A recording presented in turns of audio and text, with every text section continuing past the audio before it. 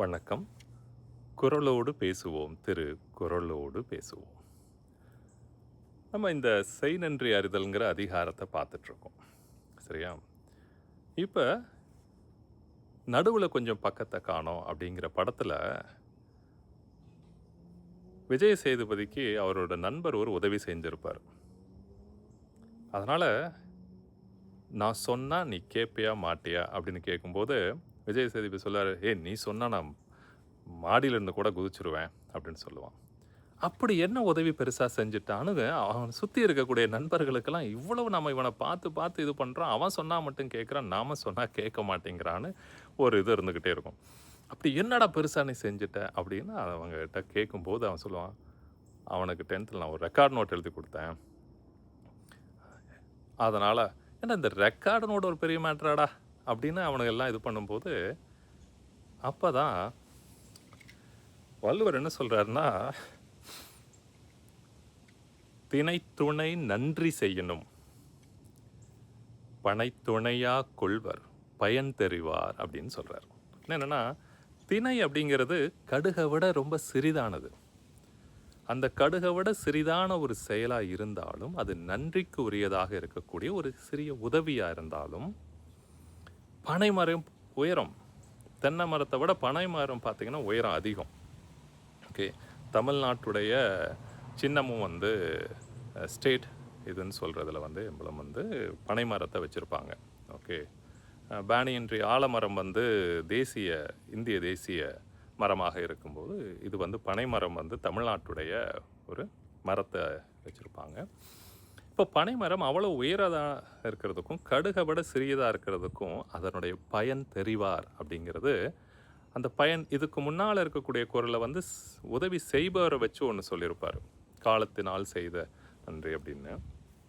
இங்கே வந்து யார் உதவி பெறுகிறார்களோ அவர்களுக்கு அந்த பயன் தெரியும் போது, அது கடுகை விட சின்னதாக இருந்தால் கூட அது ரொம்ப பெருசாக தெரியும் அப்படின்னு சொல்கிறார். இப்போ இதை சொல்லும்போது, அப்போ பணமர அளவுக்கு நான் பெருசாக செஞ்ச விஷயத்த சில ரொம்ப அல்பமாக சின்னதாக கன்சிடர் பண்ணுறாங்களே, அதுவும் ஒன்று தான் இல்லையா? அது எப்படி அளக்கிறது? ஏன்னா வள்ளுவர் எப்பொழுதுமே வந்து ஒரு குவான்டிடேட்டிவாகவும் சொல்லக்கூடியவர், குவாலிட்டேட்டிவாகவும் சொல்லுவார். 2யுமே சொல்லுவார். அப்போ ஒரு அளவு வேணும் அப்படிம்பாரு. ஏன்னா உள்ளத்திற்கு ஒரு அளவு இருக்குது அப்படிங்கிறதையும், கணவன் மனைவிக்குள்ளே இருக்கக்கூடிய ஊடலுக்கு கூட ஒரு அளவு சொன்ன பெரிய மகான் தான் வந்து வள்ளுவர். அதை பற்றி இன்னொரு குறளில் அடுத்த இதில் நம்ம பார்ப்போம். இப்போ இந்த இதில் எனக்கு ஒரு நிகழ்வு சரியா?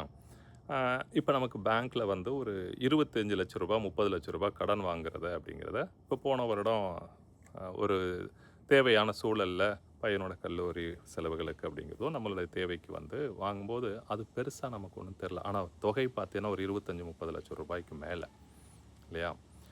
ஆனால் ஒரு 50 ரூபா பெரிய விஷயமா? இப்போ நான் இருக்கிற வாட்சில் இது ஒரு வாட்ச்சு. இந்த வாட்சுக்கு வந்து வயது வந்து ஒரு 35 வருடம் ஆகுது. சரியா? இது என்னோட சின்ன பையன் இப்போ வச்சுருக்கான். இதுக்கு பின்னால் இருக்கக்கூடிய ஒரு சிறிய கதை. சரியா? என்னென்னா, இந்த வாட்ச்சு முதல்ல நானும் என் தம்பியும் ரோட்டில் பட்டாசு கடை போட்டு வாங்கின முதல் கிடைத்த லாபத்தில் வாங்கின ஒரு பொருள். அதற்கு பின்னால் எனக்கும் என் தம்பிக்கும் உள்ளக்கூடிய ஒரு நட்பு, நம்பிக்கை, பாசம் எல்லாம் இருக்குது. அதை அடுத்த தலைமுறையும் அதை கேரி பண்ணுறதுக்கான ஒரு இதாக தான் இருக்குது. இப்போ இது ரொம்ப முக்கியமாக பார்க்குற ஒரு விஷயத்தில், இது எப்படி நடந்தது அப்படின்னு பார்த்தா, நானும் என் நண்பரும் யூஷுவலாக அந்த சின்ன வயசுலலாம் அந்த ரோட்டில் பட்டாசு கடை போட்டிருக்கிறத லாபம் பார்க்கும்போது, நானும் நீ சேர்ந்து அடுத்த வருஷம் போடலாமான்னு சரி அப்படின்னு இது பண்ணோம். அதுக்கப்புறம் எனக்கு அனுபவம் இல்லை அப்படிங்கிறதுனால இன்னொரு நண்பன் வந்து அவங்க 2 பேர் சேர்ந்து போகிறதா முடிவு பண்ணிட்டாங்க. இப்போ இது எனக்கு ஒரு வருத்தம், சோகம், நம்மளை வந்து கழட்டி விட்டுட்டாங்களே அப்படின்னு இருக்கும்போது நான் வீட்டுக்கு வரேன். வீட்டுக்கு வந்ததில் நாங்கள் இருந்த வீடு அப்போ வந்து ஒரு 10 வீடு இருக்கக்கூடிய ஒரு லைன் வீடுன்னு சொல்லுவாங்க அதில். அப்போ இந்த மாதிரி சொன்னோம்.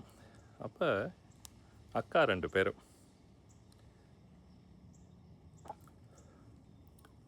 சாந்திகா அப்படின்னு அவங்களும், கலாக்கா அப்படிங்கிற 2 பேரும், எவ்வளோடா ஆகும் ஒரு கடை போடுறதுக்குன்னு?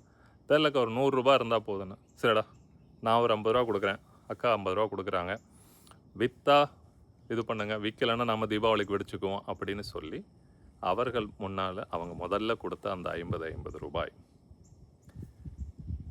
நான் இந்த 30 லட்ச ரூபாய் வாங்கின கடன் பேங்க் கொடுத்ததையோ உதவி பண்ணதையோ அதை மறுக்கலாம். ஆனால் அதை விட எனக்கு அவர்கள் அன்னைக்கு கொடுத்தது, ஏன்னா அப்போ என் தம்பி கூட வந்து அவன் எல்லாம் நம்ம 2 பேர் சேர்ந்து போடுவோம் அப்படின்னு சொல்லி நாங்கள் 2 பேரும் 1991 பட்டாசு கடை போட்டது. கிட்டத்தட்ட ஒரு 9-10 வருடம் நாங்கள் வந்து பட்டாசு வியாபாரம் பண்ணியிருக்கோம். அது ரோட்டில் இருந்து அதுக்கப்புறம் அதை டிஸ்ட்ரிபியூஷன் ஆக்கி நான் பேர் எம்சிஏ முடித்து வேலைக்கு வந்ததுக்கப்புறம் கூட அதனோட தொடர்ச்சி அந்த நன்றி கடனாக நான் இருந்தது. அப்போ ஒரு சிறிய உதவி, அந்த உதவி, அந்த நம்பிக்கை அது காலத்திற்கு அப்புறமும் அதை எடுத்துகிட்டு போகக்கூடிய ஒரு வாய்ப்புகள் கட்டாயம் உண்டு. மீண்டும் அந்த குறள், திணைத்துணை நன்றி செய்யணும், பனைத்துணையா கொள்வர் பயன் தெரிவார் அப்படின்னு சொல்கிறார். அடுத்த வாரத்தில் அடுத்த குறளில் எப்படி அளக்கிறது, ஏன்னா இங்கே திணையும் துணையும் பனையும் ரொம்ப பெரிய வித்தியாசம் இருக்குது. அப்போ ஒரு உதவியை எப்படி வரையறுக்கிறது, எப்படி அளக்கிறது அப்படிங்கிறத மீண்டும் மற்றொரு காணொளியில். நன்றி, வணக்கம்.